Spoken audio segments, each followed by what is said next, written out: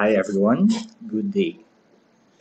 We'll be having our orientation for new business registrants. To aid our discussion, we have 7 modules for that. First, application for business registration. Second, application for registration of books. Third, invoicing requirements. Fourth, you are now ready to start your business. Fifth, file and pay your taxes. Sixth, update your registration. 7. Retirement of business. Let us now proceed to Module 5, Filing and Paying Your Taxes. So, how do I know what taxes to file and when? Check your Certificate of Registration or BIR Form 2303. It should contain your basic information, the applicable tax type, and the corresponding BIR form to be filed, the filing start date and due dates for the applicable tax type, your line of industry, your registration date, and other important reminders found below the Certificate of Registration. So below are the tax types you should be familiar with. So for income tax, we have the annual filing of income tax, BIR Form 1701 and 1702. For the quarterly filing, we have 1701Q and 1702Q. For business taxes, we have percentage tax and value-added tax, both filed quarterly. So for percentage tax, we have BIR Form 2551Q, and for VAT, we have 2550Q. Next, we have withholding taxes. Withholding taxes expanded and withholding tax compensation. For withholding tax expanded, we have monthly filing using BIR Form 0619E and quarterly filing using BIR Form 1601EQ. And lastly, we have BIR Form 1601C for withholding taxes on compensation. Now we proceed to income tax for individuals. For purely self-employed and or professionals whose gross sales do not exceed the VAT threshold of 3 million, the taxpayer has two options: to either be taxed at income tax 8% rate on the gross sales in excess of 250,000 in lieu of the graduated income tax rates and the percentage tax under Section 116, or income tax based on the graduated income tax rates for individuals. So here we have the graduated income tax rates for January 1, 2023 and onwards. If your taxable income is below 250,000, take note that you do not have to pay any income taxes. But observe that as your taxable income increases, your tax due also increases. So who may avail of the 8% tax rate option? Only individuals with gross sales of 3 million and below. They must not be VAT registered, and they must signify their intention to avail of this option in their first quarter income tax return. The election to avail 8% shall be irrevocable, and no amendment of options shall be made. So what are the benefits of availing of the 8% income tax rate? First, the final annual income tax due will be based on the actual annual gross sales and other non-operating income in excess of 250,000. Financial statements are no longer required, but keep in mind that bookkeeping and invoicing rules still applies. And lastly, no longer required to file the percentage tax returns. So below is a summary of the options of an individual. He or she may opt to be taxed at 8% fixed income tax rate or choose the graduated income tax rate, which is broken down into two. He or she may avail of the itemized deduction or the optional standard deduction. So below here we have the quarterly income tax return, BIR Form 1701Q. Here we have a sample of BIR Form 1701. And take note of these important dates. MANA. May 15, August 15, November 15, and April 15. Let us now proceed to part 2 of Module 5, which covers business taxation. So for an overview of business taxation, if your sales are within the threshold of 3 million pesos, you will be subject to percentage tax. If your sales exceed the 3 million pesos threshold, you will be subject to value-added tax. And VAT-exempt transactions are those listed under Section 109 of the NIRC as amended by RA 10963.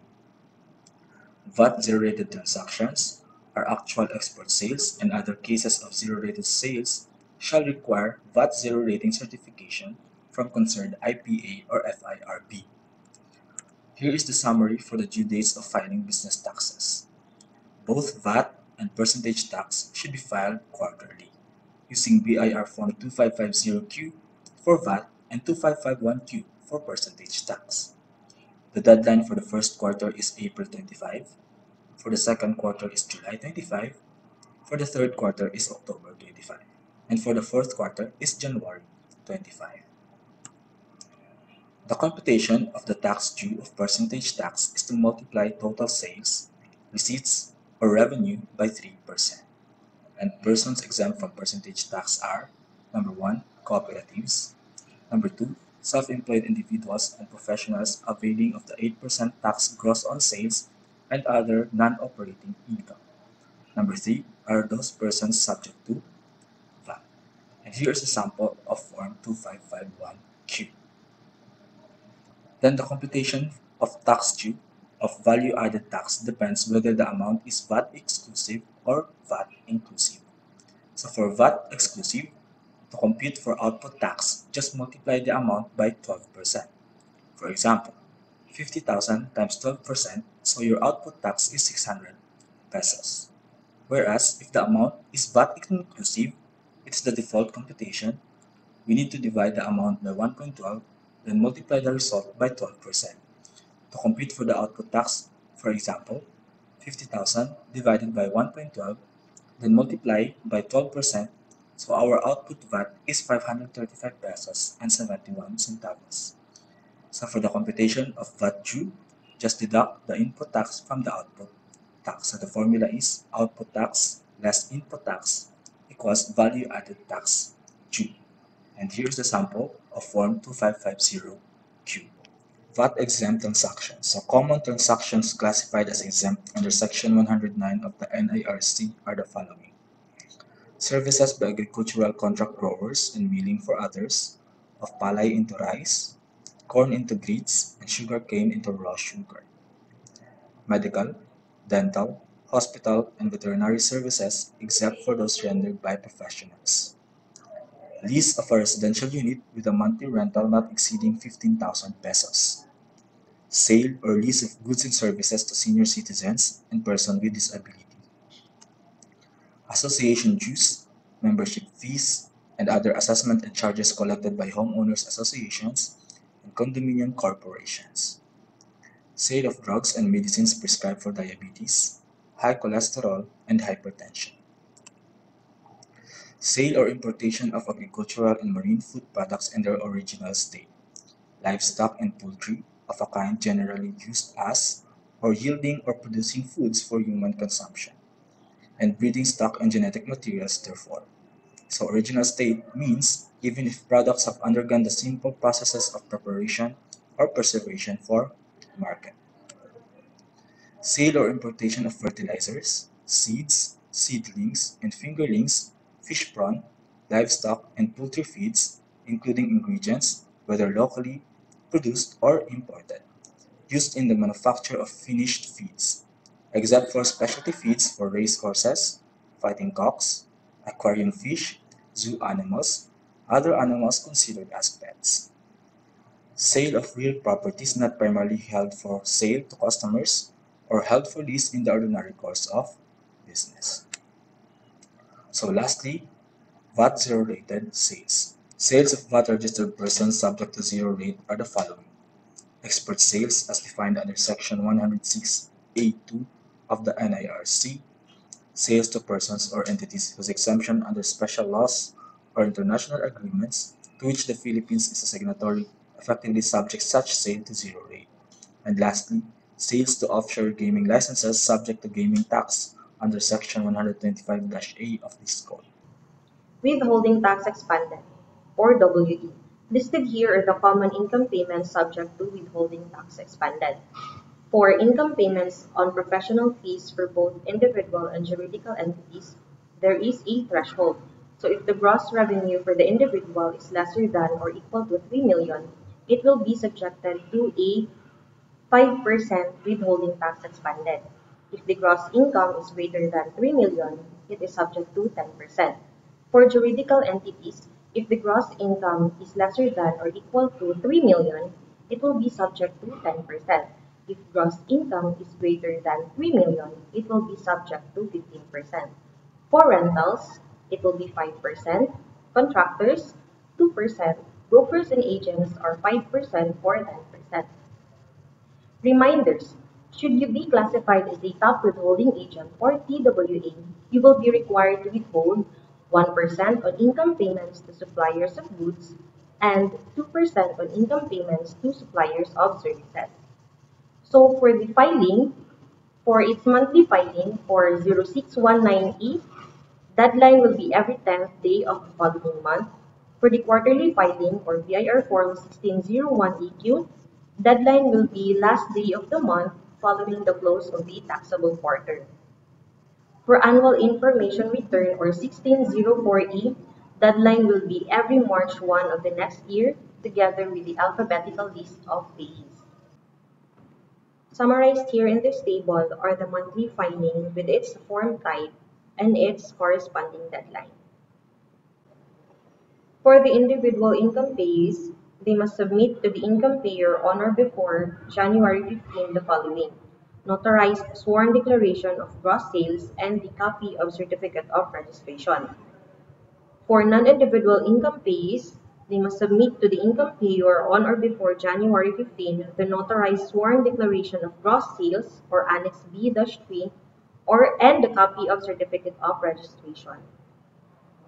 Withholding agent or income payer, they must submit to the BIR on or before January 31 or 15 days following the month when a new income recipient has submitted the payee's declaration. Listed are the following: notarized income payer sworn declaration or Annex C, list of payees or Annex F, Annex B-1, B-2, or B-3 submitted by income payees. Copy of certificate of registration submitted by income payees.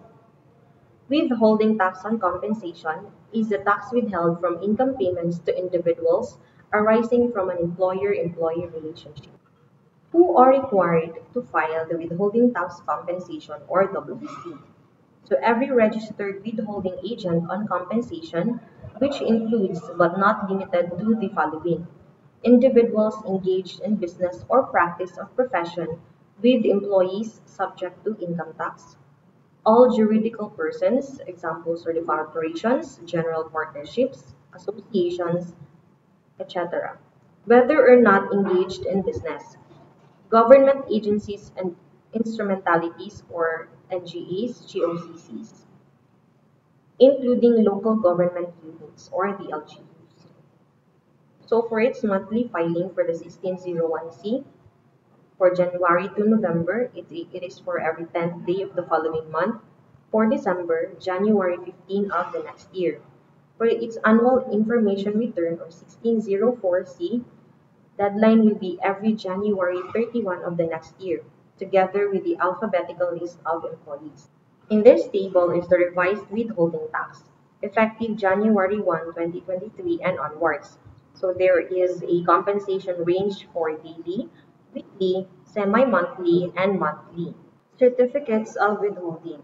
Certificates to be issued to payees are the Form 2316 for withholding tax on wages to be issued not later than January 31 of the following year. Form 2304 for income payment not subject to withholding tax. Form 2307 for creditable withholding tax at source, and Form 2306 for final withholding tax. Reporting of Form 1604C for withholding tax on wages and final withholding tax, and to be submitted not later than January 31 of the succeeding year. Form 1604F for withholding tax on wages and final withholding tax, and to be submitted not later than January 31 of the succeeding year. And Form 1604E for expanded withholding tax, and to be submitted not later than March 1 of the following year. Reporting of inventory list, deadline will not be later than 30 days after the close of the accounting period, and use the format prescribed in Annex A, B, B-1, and C of RMC 57-2015 as applicable to taxpayers in the stream. Reporting of summary list of sales and purchases, deadline is on or before the 25th day of the month after the close of the taxable quarter, and for the summary list of tenants and other requirements, deadline will be January 31 for second semester and July 31 for first semester. For more information, you may visit us at our office, RDO 132, located at Bolton Extension, Davao City, or contact us to the following numbers, or visit our official website, bir.gov.ph, or follow and message us on our official Facebook pages.